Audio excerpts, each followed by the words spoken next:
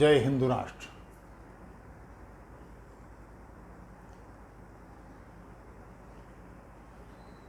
अग्निवीर योजना सफल तो होनी है, इसलिए कि उसका विकल्प नहीं है। उस पर कुछ स्पष्टीकरण देने की आवश्यकता है, वो साफ कर दें।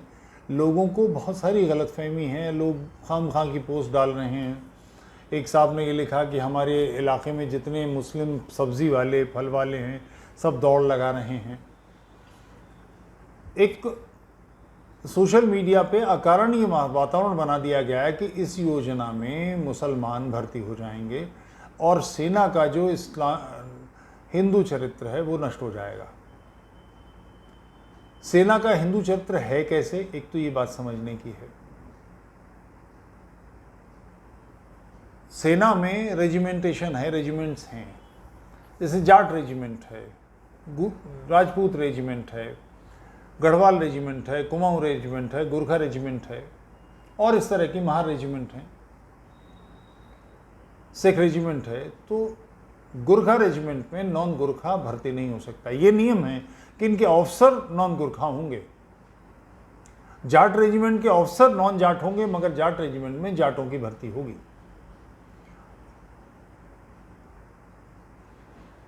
सिख रेजिमेंट में सिख ही आएंगे, महार रेजिमेंट में महार ही आएंगे। इलाकों के हिसाब से कुछ भर्तियां हैं।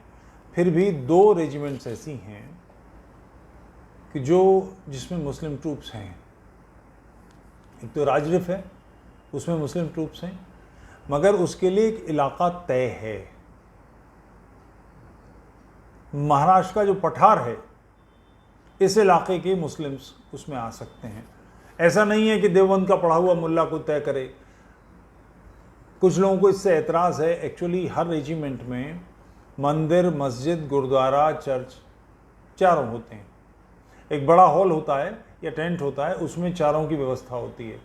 सिख भी वहीं पाठ करेंगे, उसका जो ग्रंथी सरदार होगा, पुजारी हिंदू होगा, मुल्ला मुसलमान। मगर ध्यान रहे वो सैनिक होता है। मदरसे का मुल्ला भर्ती तो होगा, मगर उसको जो सिस्टम है मिलिट्री का वो पूरा करना पड़ता है। उसके जो प्राथमिकताएं हैं वो सारे काम उसे योद्धा होना पड़ता है। ऐसा नहीं है कि वो मुल्ला बैठ के वहाँ पे तबलीग करने लगे, तुरंत उसे उल्टा लटका के उसके 10 तवे से जूते बजेंगे, सीधा कर दिया जाएगा। सैनिक ही होता है वो, इसके लिए भर्ती की जाती है। तो बिना जाने इस विषय को लोग इस पर हाय हाय हाय मचा रहे हैं। जो भी भर्ती होगी, अब सेना की भर्ती अग्निपथ के माध्यम से ही होनी है। यही तरीका इस्तेमाल होना है। अब वो जो पहले होती थी गोरखा रेजिमेंट की वहाँ भर्ती हो रही है और जाट रेजिमेंट की वहाँ भर्ती हो रही है, फलाना कुछ, उसके लिए अब जो सिस्टम है वो यही सिस्टम होगा। इसी के ज़रिए से लोग जाएंगे और फिर अपनी अपनी रेजिमेंट्स में चुने जाने के बाद भेज दिए जाएंगे। तो उसमें ये संभावना ही नहीं है कि संख्या बढ़ जाएगी या किसी और की संख्या बदल जाएगी। सैनिक भी इसका विरोध कर रहे हैं। कुछ जो पुराने ऑफिसर्स हैं वो विरोध कर रहे हैं। उसका कारण ये है कि एक तो सैनिकों का एक मानस समझने की आवश्यकता है कि सैनिक परफेक्शन के साथ ज़िंदगी जीते हैं। एक सामान्य व्यक्ति को, एक सामान्य गुजर को, एक सामान्य राजपूत को, जाट को, एक सामान्य सिविलियन को, बेसिकली वो बिल्कुल उसके जैसे पत्थर से किनारे छांट दिए जाते हैं और उसके बाद मूर्ति उभरती है। मूर्ति पत्थर के अंदर ही होती है। उस पर से जो अतिरिक्त पत्थर है जिसकी वजह से मूर्ति प्रकट नहीं हो रही, वो हटा दिया जाता है तो मूर्ति सामने आ जाती है। सेना सिविलियन को अपने हिसाब से ढाल देती है। पूरी मेस में lieutenant general, major general, brigadiers, colonel, सारे लोग हैं। एक सामान्य सोल्जर की बीवी आएगी, सारे के सारे खड़े हो जाएंगे। राइस फॉर लेडी, एक बेसिक कि किसी भी स्त्री के सम्मान में तुरंत खड़े हो जाएंगे। इसका कोई मतलब नहीं है कि वो बिल्कुल प्राथमिक स्तर पर काम करने वाले सिपाही की पत्नी है। कैसे सोशल एटिकेट्स क्या होते हैं, कैसे किसी वरिष्ठ व्यक्ति से मिलना है, कैसे बात करनी है, हाथ कैसे रहने चाहिए, कपड़े कैसे होने चाहिए, खान पान कैसे होना चाहिए, कांटा के साथ में, छुरी के साथ में, चम्मच का इस्तेमाल करना है तो कैसे करना है, समूह कैसे बनाना है। सेना में इस तरह के सैकड़ों उदाहरण हैं कि सामने से मशीन गन का फायर आ रहा है, एक सोल्जर क्राउल करता बढ़ रहा है, दूसरा एकदम से कूद के उसके सामने आ गया, उसने अपना सीना सामने कर दिया, उसको बचा दिया। ऐसे सैकड़ों उदाहरण हैं कि मृत्यु का वर्ण कर लिया अपने साथी को बचाने के लिए। समूह का भाव, क्योंकि उसके बिना हो ही नहीं सकती। ये एक तरीका है सेना का। तो वो सिविलियंस को एक फाइन जेंटलमैन बनाती है, एक बढ़िया सभ्य नागरिक बनाती है। तो उसकी ये मानसिकता होती है कि बाहर के जो क्षेत्र है, जो सिविलियंस हैं, वो अप टू द मार्क नहीं, मैं दीज ब्लडी सिविलियंस ये तो नहीं कहना चाहूँगा, मगर ये कि जैसे होने चाहिए वैसे नहीं है। बहुत मशहूर नाम है जनरल करियप्पा का, हमारे पहले फील्ड मार्शल। वो आधी बाह की, इस जो मैं पे कुर्ता पहने बैठा हूँ, आधी बाह की शर्ट को मैटरनिटी ड्रेस कहते थे। वो अगर टाई नहीं लगाए होंगे और प्रॉपर ड्रेस में नहीं होंगे तो किसी से मिलेंगे ही नहीं। मैंने ऐसे लोग देखे हैं, मेरे दादा और मेरे बड़े इसी तरह के थे। अगर उन्होंने सूट उतार लिया तो अपने बाप से मुलाकात नहीं करेंगे। अंडा भी खाना होगा, आलू भी खाना होगा तो छुरे कांटे से छील के खाएंगे। वो बिल्कुल ब्रिटिश एरिस्टोक्रेसी के लोग। तो ये सिस्टम, इसके कारण से इन लोगों को बाहर के लोगों के प्रति थोड़ा सा, अच्छा बाहर की दुनिया में करप्शन है, कैंटोनमेंट शहर से अलग बनाए जाते हैं, कुछ भी उसमें कोई गड़बड़ बाहर की नहीं पहुंचती। पूरा एक सिस्टम है, हर रोड साफ़ सुथरी होगी, पत्थर वहाँ रंगे हुए होंगे, आपको एरोज़ लगे होंगे, हर प्रकार की बिल्कुल परफेक्ट। मगर वो छोटा ग्रुप है, 100 करोड़ नहीं है, 130 करोड़ नहीं है उनकी आबादी। तो ये कठिनाई है। तो इन लोगों के मन में ये भाव रहता है कि सिविलियंस अभी अप टू द मार्क नहीं है, वैसे परफेक्ट नहीं है, इसको ऐसा होना। तो वो इस तरह की बातें करते हैं, इसलिए उनको ये लगता है कि जो सिविल के लोग हैं वो पूरी तरह से मिलिट्री को नहीं समझ पाते। ऐसा नहीं है, सेना को समझते हैं। सेना के लोग भी बेसिकली एक जीवन शैली है, एक जीवन का प्रकार है, परंपरागत रूप से आते हैं। मगर अब कठिनाई क्या हो रही है कि सेना में पेंशन बहुत बड़ा हिस्सा बन गई है। सेना का जो बजट मिलता है, जो रक्षा मंत्रालय केंद्र सरकार देती है, उसमें बहुत बड़ा बजट पेंशन का हो गया है। अगर यही चलता रहेगा, और सेना का जो औसत समय काल है एक सैनिक का, वो 35 वर्ष हो गया है आज। 35 वर्ष का मतलब है कोई भी सैनिक युद्ध के समय 35 वर्ष का सैनिक जब लड़ेगा तो उसकी स्थिति क्या होगी? 23, 24, 25 में उसकी शादी हो गई होगी, उसके 2 बच्चे होंगे कम से कम। सामने से अगर फायर आ रहा तो उसको लगेगा मेरे बच्चे अनाथ हो जाएंगे, मेरी पत्नी बेवा हो जाएगी। 22 साल के सैनिक को एक क्षण की चिंता नहीं हो तो भिड़ जाएगा। सेना बेसिकली मानसिक रूप से युद्ध के लिए तैयार करने का नाम है ना। सामान्य सिविलियंस को बना सकते हैं, वो बनाते हैं, ये लगातार का प्रोसीजर है। मगर आयु बड़ी इंपॉर्टेंट चीज़ होती है। वो ब्रिगेडियर जो 45 या 48 साल के हैं, उनको जब ट्रूप्स के साथ जाना होता है पहाड़ों में पेट्रोलिंग के लिए, तो एक 25 वर्ष के अफसर के मुकाबले उनकी जो क्षमताएं हैं, हम लोगों ने सेना को पिक्चरों के हवाले से देखा है। सैनिकों के जीवन में कितनी कठिनाई, इसका हमें अंदाज़ा नहीं है। बिल्कुल इंटीरियर में पहाड़ों पर कहाँ कहाँ, जहाँ बॉर्डर हैं पाकिस्तान और भारत के या चीन और भारत के, जहाँ पर मीलों कोई पूछने वाला नहीं, देखने वाला नहीं, वहाँ जाना पड़ता है। बरसात हो रही है, खाने के लिए कुछ नहीं है, सिगरेट पीने का मन है, सीली हुई सिगरेट है, भीग रहे हैं, 48 घंटे से पानी पड़ रहा है, मगर चलते रहना है। बहुत बहुत कठोर जीवन होता है, बड़ा संयम का जीवन है। तो उस सारे जीवन के लिए आयु बड़ी इंपॉर्टेंट चीज़ है। आयु कम होगी तो अधिक सक्रियता रहेगी। भारतीय सेना तुलनात्मक रूप से बूढ़ी हो रही है, और ये योजना कोई भारत में ही नहीं है, अमेरिका में है, रूस में है, चीन में है, जर्मनी में है। यही अग्निपथ जैसी योजना इस तरह की दुनिया भर के देशों में है। मगर भारत की सेना मजबूत न रहे, भारत के सिविलियंस कमज़ोर रहें, इसमें बहुत सारे लोगों की दिलचस्पी है। मैं सिविलियंस कमज़ोर नहीं क्यों कह रहा हूँ। हर साल 1 लाख लोगों की भर्ती होगी मिनिमम। 25,000 लोग स्थायी 4 साल 5 साल बाद होंगे। हर साल 1 लाख, फिर अगले साल 1 लाख, फिर तीसरे साल 1 लाख, चौथे साल 1 लाख, 5वें साल 5 लाख हो जाएंगे। इनमें से 1 लाख भर्ती की जाएगी और 4 लाख वो लोग जो युद्ध करना जानते हैं, जिनके हाथ में शस्त्र है, संभव है इनको लाइसेंस भी मिल जाए, ये भारत में फैल जाएंगे। इसका परिणाम, ये युद्ध कला में निपुण लोग हैं। हमारे यहाँ पहले अखाड़े हुआ करते थे। अखाड़ा यानी हम तलवार चला सकते थे, लाठी चला सकते थे, भाला चला सकते थे।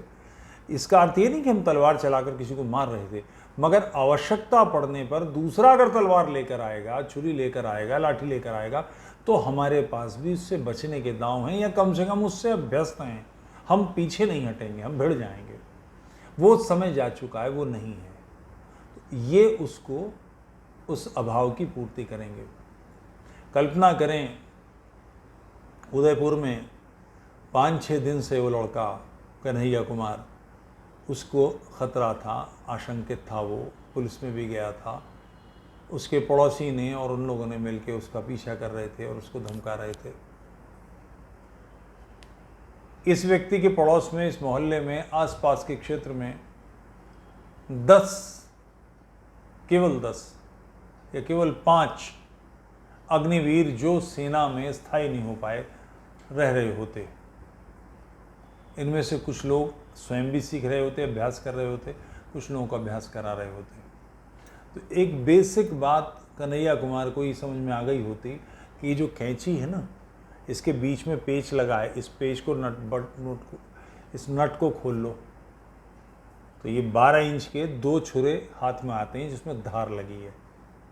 जिसका वो अभ्यस्त है, कुछ नहीं तो उसको अपनी कमर में लटका के रखता, जरूरत पड़ते ही खींच लेता। राष्ट्र गृह युद्ध की तरफ बढ़ रहा है, सिविल वॉर की तरफ बढ़ रहा है। हमारे जनरल ने ये कहा है कि भविष्य में हो सकता है हमको 2.5 मोर्चों पर लड़ना पड़े। 2.5 मोर्चे से अभिप्राय क्या है? एक मोर्चा पाकिस्तान, एक मोर्चा चीन। आधा मोर्चा कौन सा है? कि भारत के अंदर भी विप्लव हो सकता है। बड़े पैमाने पर नहीं होगा तो हम सिविलियंस निपटने के लिए हैं, मगर सिविलियंस निपटेंगे कैसे? इसकी ट्रेनिंग चाहिए होती। युद्ध एक कला का नाम है। जिसने ये गला काटा है, ये पाकिस्तान गया था, ट्रेनिंग लेकर आया है। इस तरह की बातें आ रही हैं। इसके लिए हमको अपनी कुछ तैयारी कहाँ से करेंगे? उस तैयारी का आधार अग्निपथ बनेगा। हंगामा कोई कुछ करता है, बहुत सारे लोगों ने, ख़ास तौर से ये कमबख्त बिहार का जो है, इसने उकसाया, राजस्थान में उकसाया गया, कितने दिन। और इसमें 2 चीज़ें जोड़ने की हैं जो मुझे लगता है सेना के अधिकारियों तक और हमारे केंद्र सरकार के अधिकारियों तक पहुंचनी चाहिए। इसमें अग्निवीर जो बनेंगे और युद्ध करेंगे, 1 करोड़ रुपए तो जोड़ दिया। अगर कोई बलिदान हो गया, मुझे अभी मेरे एक मित्र हैं, कर सेना में कर्नल हैं, वो बता रहे थे कारगिल वॉर के समय कि वो जिस समय कह रहे थे कि हम 4 दिन से चढ़ रहे थे, खाने के लिए बिस्किट, सीले, वो कुछ शक्करपारे टाइप की चीज़ें थी, इनके साथ चढ़ रहे हैं, ऊपर से गोली भी जा रही है, पत्थर भी लुढ़काए जा रहे हैं। इनके साथ इनका एक सैनिक कहता है कि सर, मेरी हार्दिक इच्छा है कि मैं इस युद्ध में बलिदान हो जाऊं। ऐसा क्यों कह रहा है? उसने ये बात शेयर की कि मेरी मनस्थिति है कि मैं ऐसा हो गया तो मेरे घर के भाग्य जाग जाएंगे। 30 लाख रुपए उस समय थे कि जो सैनिक बलिदान होगा 30 लाख रुपए मिल जाएंगे। किसी सैनिक के लिए 30 लाख, सामान्य सिविलियंस के लिए भी 30 लाख बड़ी रकम है। ये अलग बात है कि हमारी अटल बिहारी वाजपेयी की भारत भाजपा सरकार ने पेट्रोल पंप्स अलॉट किए, गैस की एजेंसियां अलॉट की। किसी के परिवार का कोई बलिदान हो जाए तो उसकी कोई भरपाई नहीं होती, मगर वो जीते जी जैसा अपने परिवार की सेवा कर पा रहा है, सपोर्ट कर पा रहा है, मरने के बाद उससे कहीं बेहतर भविष्य वो छोड़ जाता है। ये एक आवश्यक चीज़ है कि जो अग्निपथ के लोग जाएं, उनको 1 करोड़ रुपए कह दिए तो ठीक है, मगर इसमें पेंशन भी चाहिए। कोई घायल हो गया, किसी का पैर कट गया, किसी की आंख टूट गई, किसी का हाथ टूट गया, कुछ वो ग्रेड आपको करने पड़ेंगे कि फिर उसके बाद उनको पेंशन मिलेगी। एक इस चूक को ठीक कर दीजिए या इसको और ऐड कर दीजिए कि युद्ध के समय किसी भी परिस्थिति में अगर सैनिक का कुछ अंग भंग होता है तो उसको एक अच्छी पेंशन मिलेगी। वो जो व्यक्ति कह रहा है कि 30 लाख रुपए तो इकट्ठे मिलेंगे, फिर मेरी जो पूरा जीवन काल है, 25 वर्ष का है वो, और उसकी सैनिक सेवा का अवसर 40 साल तक है, तो 15 साल पूरा वेतन मिलेगा। शेष उसकी पत्नी के जीवन काल तक आधा वेतन मिलेगा।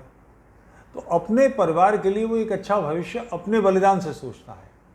ऐसा कुछ हो सके तो बहुत अच्छी बात है। दोनों काम सेना के पक्ष में आधुनिक युद्ध के लिए बहुत आवश्यक है, क्योंकि संख्या अब ड्रोन्स इस्तेमाल हो रहे हैं, वेपन्स बहुत दूसरे तरह के हो गए हैं। अब जो वो एक गुत्थम गुत्था वाली लड़ाई है बायनेट्स की कि संगीनों से लड़ा जाएगा एक दूसरे को, वो पिक्चरों में तो शोभा देती है, बाकी लड़ाई वो नहीं बची है। बहुत भिन्न प्रकार का युद्ध हो गया है। तो उस सब को करने के लिए सेना की संख्या कम और चुस्त दुरुस्त सेना चाहिए। वो सैनिक इससे मिलेंगे। और जो इसका बड़ा हिडन फायदा है वो है कि समाज में ये जो 2.5 मोर्चों पर लड़ना है, तो ये जो आधा मोर्चा है इससे निपटने के लिए बड़े पैमाने पर लोग पहुंचेंगे। ये एक बहुत गंभीर फायदा है। इसकी बात मत सोचिए कि वो सब्जी वाला दौड़ता फिर रहा है या वो, इसके लिए एरिया तय हैं रेजिमेंट के कि वहां से आएंगे तो लिए जाएंगे। ऐसा नहीं है कि मुजफ्फरनगर का मुल्ला भागा फिर रहा है तो, या देवबंद का मुल्ला भागा फिर रहा है तो उसको सेना में ले लिया जाएगा। सेना में रेजिमेंटेशन है और उनके क्षेत्र तय हैं। वहां से आने वाले सैनिक उस प्रकार के, उस समाज के सैनिक, महार रेजिमेंट में कोई सोचे कि बिहार का आदमी भर्ती हो जाएगा, नहीं होगा। ये हंगामा मचाया जा रहा है, बोला जा रहा है, मगर सच नहीं है। इस योजना के तथ्यों को समझिए। आप इसको इस तरह से विचार करेंगे जो हिडन है कि हर 4 साल बाद, 5 साल बाद 5 लाख लोग, 4 में से 4 लाख लोग समाज में फैल जाएंगे। ये पुलिस के अलावा हैं, ये सीआरपीएफ के अलावा हैं, ये आईटीबीपी के अलावा हैं, ये बीएसएफ के अलावा हैं, ये जो गार्ड्स बन रहे हैं, जो रिटायरमेंट के बाद सैनिक इधर चले जाते हैं, उसकी जगह 22 साल का, 23 साल का, 24 साल का लड़का खट्टा कट्टा जोरदार संघर्ष करने की मानसिकता वाला, सशस्त्र, भिन्न भिन्न क्षेत्रों में फैल जाएगा। राष्ट्र सबल होगा। ये राष्ट्र की नाड़ियों में ताज़ा रक्त डालने की योजना है। यूं ही इसे रद्द मत कीजिए। राष्ट्र की सुरक्षा की कोई व्यवस्था तो करनी पड़ेगी। इसकी जो सबसे अधिक सुचिंतित, बहुत विचारपूर्वक की गया योजना अग्निपथ योजना है। यूट्यूब चैनल तुफैल चतुर्वेदी को लाइक कीजिए, सब्सक्राइब कीजिए, सपोर्ट कीजिए और मेंबरशिप लीजिए। जय हिंद राष्ट्र।